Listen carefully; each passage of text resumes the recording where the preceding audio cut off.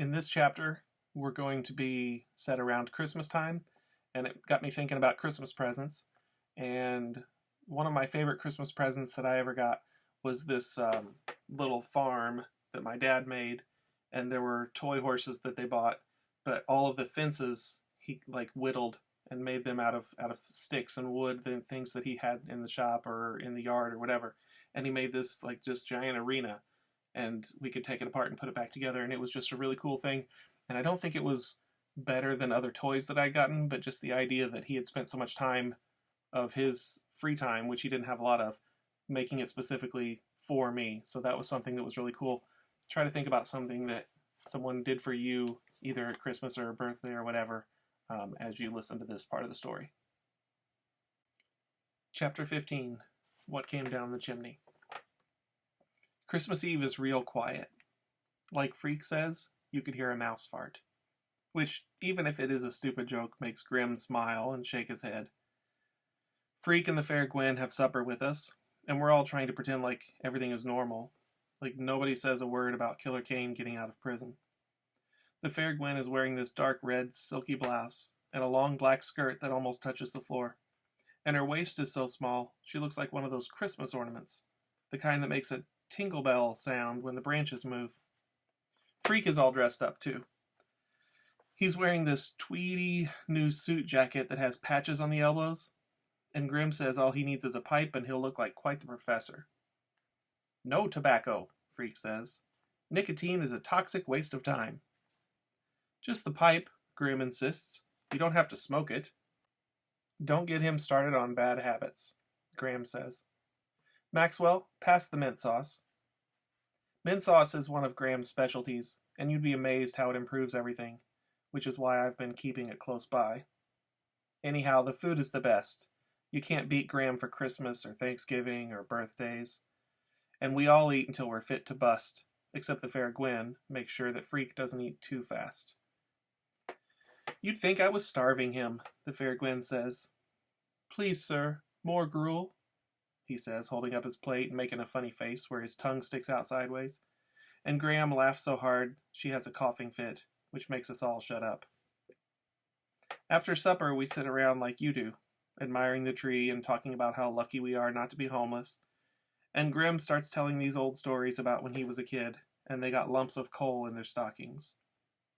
If we were lucky, we got an apple core, he says, or a few orange rinds. Now, Arthur, Graham says, you never got a lump of coal in your life. You're right, we never even got a lump of coal. Can you imagine? My father couldn't afford coal, so he'd just write the word coal on a piece of paper and put that in our stockings, and we'd pretend it was a lump of coal. That's how poor we were. The Fair Gwen is laughing to herself and shaking her head. Graham says, how can you tell such lies on Christmas Eve?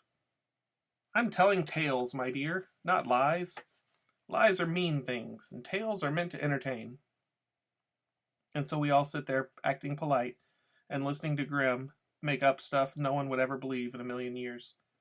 And all of us have a cup of hot chocolate and a piece of Russell Stover candy right out of the box. And then it's time to pass around a few of the presents.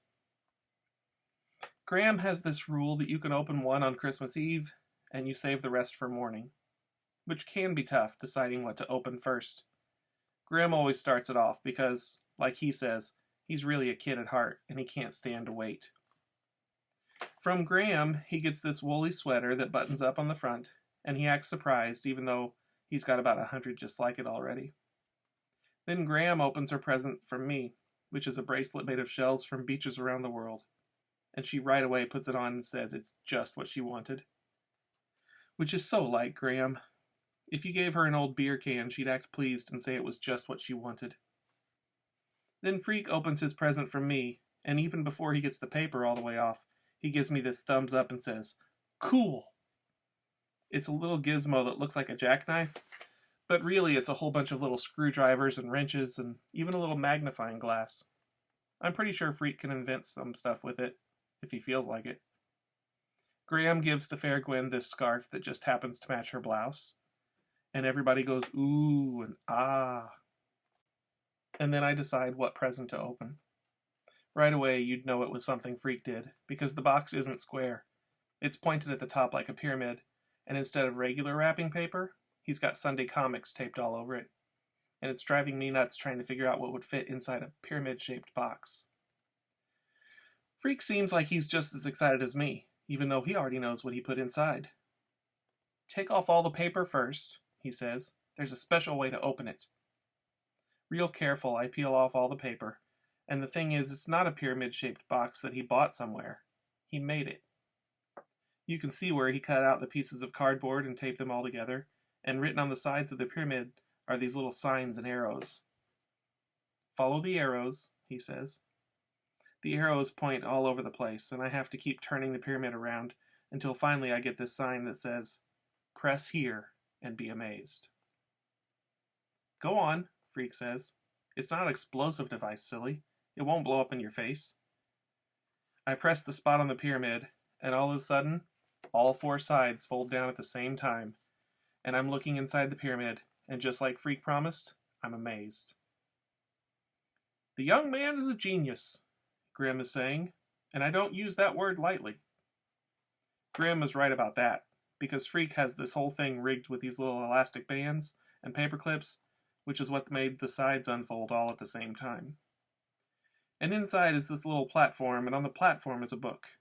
Not a normal book, like you could buy in a store, but a book he made himself. You can tell that right away. It looks so special, I'm afraid to pick it up or I might ruin it. What I did was take all my favorite words, Freak says, and put them in alphabetical order. Like a dictionary? Exactly, Freak says, but different, because this is my dictionary. Go on, look inside. I open up the book the way he asks, and the pages smell like a ballpoint pen. It starts with A, just like a regular dictionary, but as Freak said, it's different. A, aardvark, a silly-looking creature that eats ants. Arg, what the aardvark says when it eats ants. Abacus, a finger-powered computer. Abscissa, the horizontal truth. You don't have to read them all tonight, Freak says. Save some for tomorrow. I gotta tell you, though, you're gonna flip when you see what I did with the Z's. This is the best, getting Freak's dictionary. Everything else is extra. I figure it will take forever to fall asleep, because my head is full of stuff.